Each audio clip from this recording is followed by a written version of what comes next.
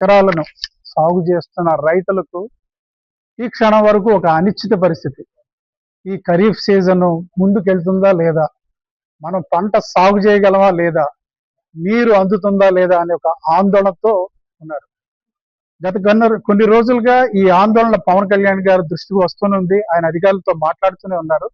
చివరిగా నిన్న ఉదయం నుంచి ఈ రోజు ఉదయం వరకు ఈ మీటింగ్ జరిగే కొన్ని క్షణాల వరకు ఆయన అధికారులతోనూ ఇరిగేషన్ మంత్రి రామానాయుడు గారితోనూ చర్చిస్తూనే ఉన్నారు.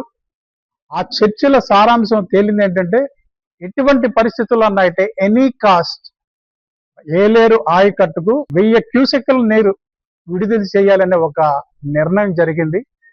దానికోసం ఆయన అనారోగ్యాన్ని ఇబ్బందిని పక్కకు పెట్టి నిన్నంతా ఈ చర్చల్లోనే ఆయన గడిపారు.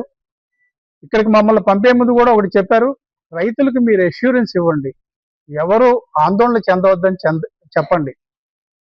ఇది గడ్డు కాలం, పంటలేసిన రైతులు ఒకవేళ ఇబ్బంది పడతారేమో, ఇబ్బంది పడకుండా వాళ్ళని పంటల బీమా కూడా చేయించుకోమని చెప్పండి అని మా అందరికీ చెప్పి, ఈ మీరు ఈ విధంగా విడుదల అయ్యే విధంగా ప్రభుత్వం నిర్ణయం తీసుకోవడానికి ఆయన 4-5 రోజులుగా కష్టపడి చివరికి ఇది సాధించారు. ఇటువంటి పరిస్థితి గతంలో ఎప్పుడు పిఠాపురంలో ఎదురుకాలేదు. ఈ మధ్య కాలంలో నీటికి సంబంధించి ఎంత గడ్డు పరిస్థితి, దీనికి సంబంధించి ప్రత్యామ్నాయాలు కూడా ఇందాక మీటింగ్ లో చర్చించడం జరిగింది. డెడ్ స్టోరేజ్ వచ్చినప్పుడు వర్షాలు పడకపోతే, గోదావరి నుంచి నీరు రాకపోతే ఏం చేయాలనుకున్నప్పుడు స్టీల్ ప్లాంట్ కి ఇచ్చే 250 క్యూసెక్కుల్లో ఏమైనా తగ్గించుకుంటారా అడగండి.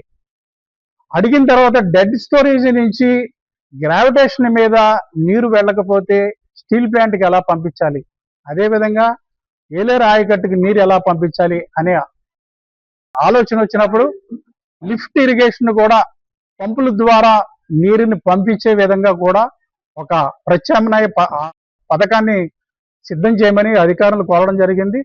దీనికి కరెంటు బిల్లు అది వగేరా కలుపుకుంటే ఒక 3 కోట్లు ఖర్చు అవుతుందని చెప్పారు. ఆ 3 కోట్లు పవన్ కళ్యాణ్ గారు ప్రభుత్వాన్ని ఒప్పించి అది చెల్లించే విధంగా కూడా ఒక ప్రతిపాదన వచ్చింది. సో రైతులు వచ్చిన నీరుని జాగ్రత్తగా సద్వినియోగం చేసుకొని ఈ సీజన్లో, ఎందుకంటే మనకి ఇక్కడ భూములన్నీ పల్సస్ వేయడానికి అనుకూలంగా ఉండవు, వరికే అనుకూలంగా ఉంటాయి కాబట్టి వరి వేసుకొని దానికి భరోసాగా పంటల బీమా పథకాన్ని కూడా చేయించుకోమని ఈ సందర్భంగా అందరికీ విజ్ఞప్తి చేస్తున్నాము. ఎటువంటి ఆందోళన చెందొద్దు. అనుకున్న విధంగా ప్రతిరోజు 1000 క్యూసెక్కుల నీరు తప్పకుండా విడుదల చేయడానికి అధికారులు కూడా సన్నాహాలు చేస్తున్నారు.